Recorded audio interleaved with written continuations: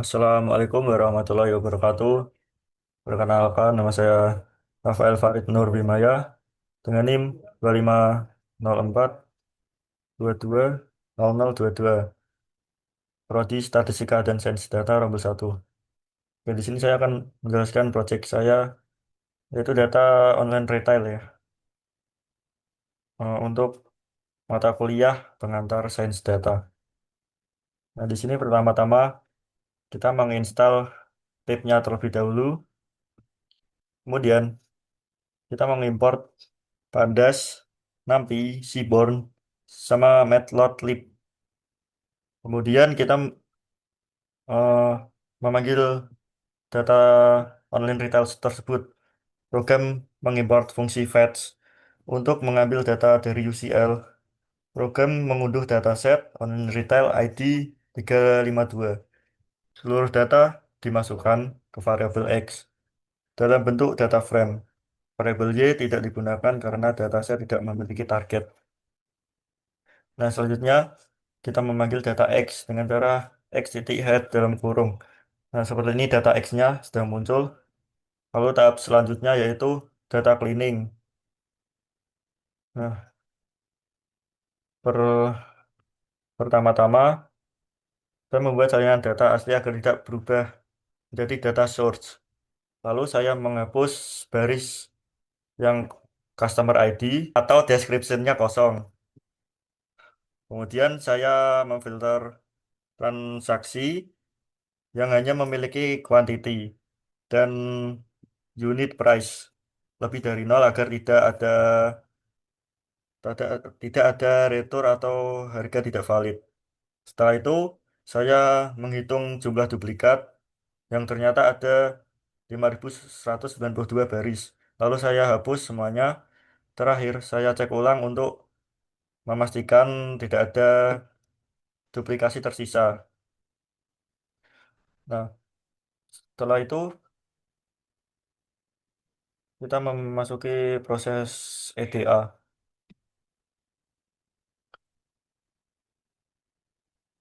Nah, di EDA ini pertama saya itu menghitung 10 produk dengan penjualan terbanyak berdasarkan jumlah item yang terjual. Nah, seperti ini bentuk diagramnya. Kemudian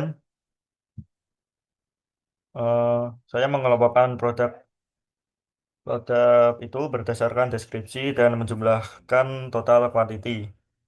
Setelah itu saya mengambil 10 produk dengan total quantity tertinggi, lalu saya visualisasikan dalam bentuk bar chart agar mudah melihat produk mana yang paling laku.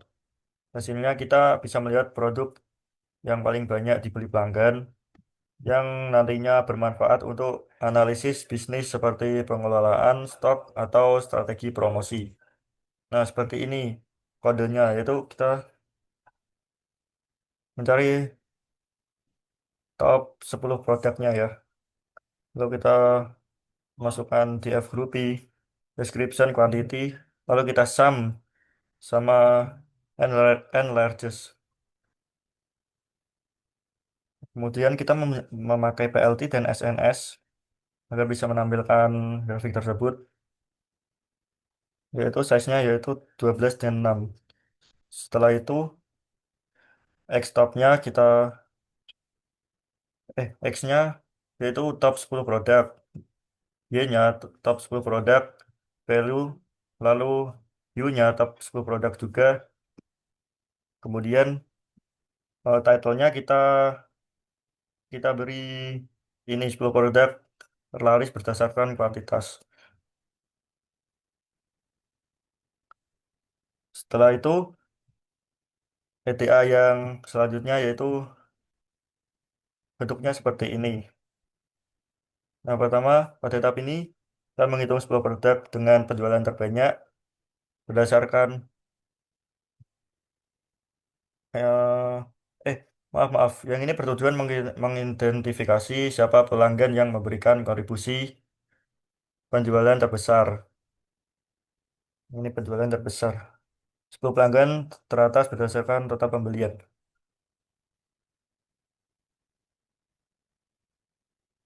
Pertama, saya menghitung nilai pembelian tiap transaksi melalui kolom baru bernama total price.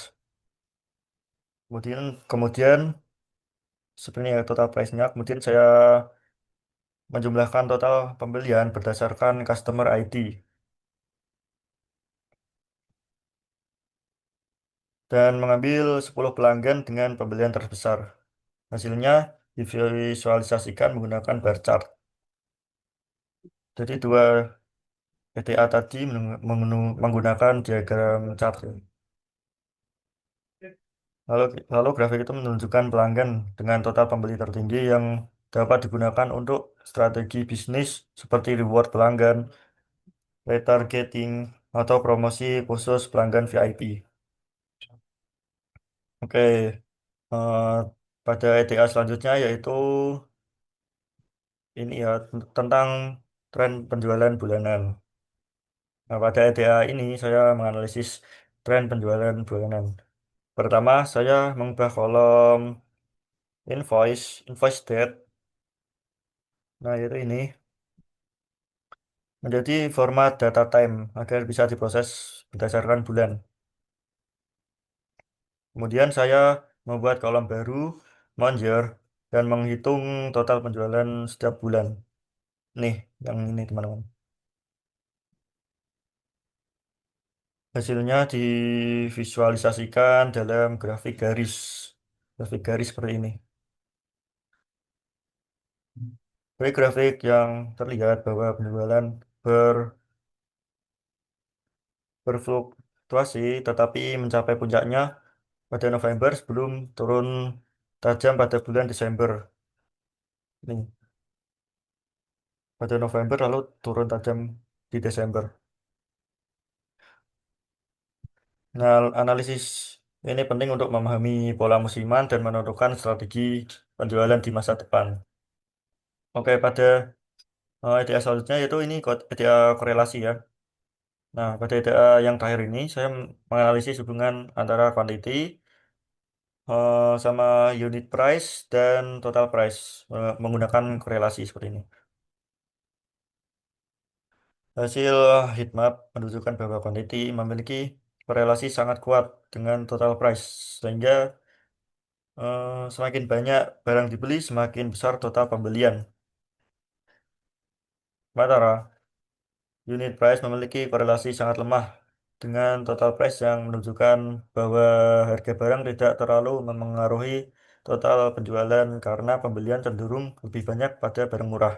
Selain itu, quantity dan unit price memiliki korelasi negatif, artinya produk dengan harga murah biasanya terjual dalam jumlah yang besar ya. Nah ini, seperti ini korelasinya dan ini kodenya. Nah kemudian saya membuat modeling. Nah, yang langkah pertama yaitu dalam modeling adalah mengubah invoice date menjadi time data, menjadi apa?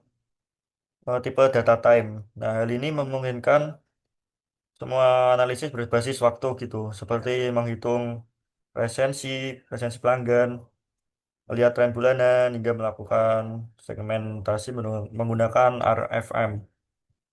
Tanpa tanpa ini, eh, data tanggal hanya dianggap sebagai teks, jadi tidak bisa diolah dengan analitis. Nah, yang ini, yang kode ini.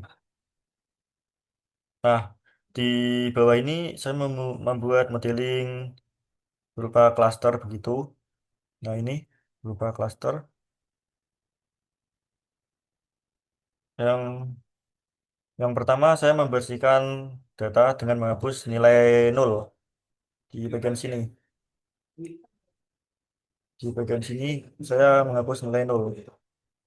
Nah, setelah itu membuat tabel RFM di sini. Saya membuat tabel RFM,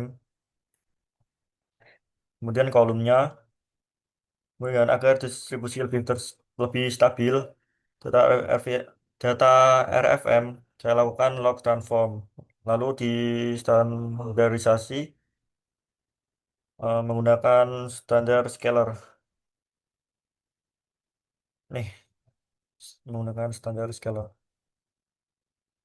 Nah, data yang sudah bersih dan distandarisasi, kemudian dikelompokkan menggunakan algoritma K-means dengan 4 klaster.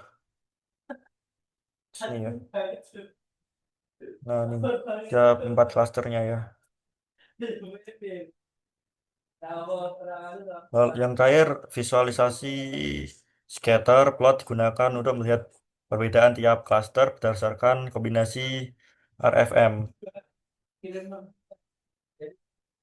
Nah, jadilah klasternya seperti ini. Resensi versus frekuensi, resensi versus monetary, frekuensi versus monetary. Seperti ini eh, grafiknya.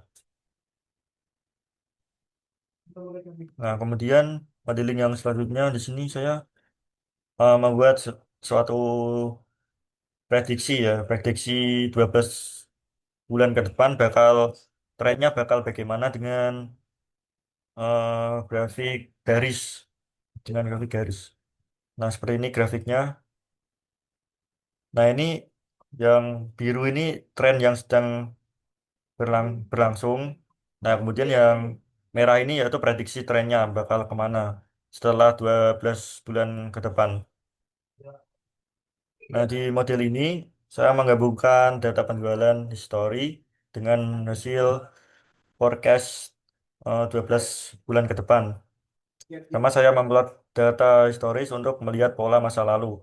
Kemudian saya menghubungkan titik terakhir historis dengan awal prediksi untuk membuat transisi yang halus. Setelah itu saya membuat data forecast dengan warna merah dan garis putus-putus agar mudah dibedakan dengan data historis. Nah, ini melihat melihat datanya yaitu melihat visualisasi data trend dari apa masa lalu ke masa depan. Jadi diprediksi bakal 12 ke depan itu bakal kemana trennya. Nah, ini ringkasannya prediksi penjualan untuk 12 bulan ke depan. Nah, mulai di interpretasi trennya. Oke. Begitu sekian terima kasih dari saya. Mohon maaf jika ada salah perkataan atau salah ucap. Mohon dimaafkan. Terima kasih. Wassalamualaikum warahmatullahi wabarakatuh.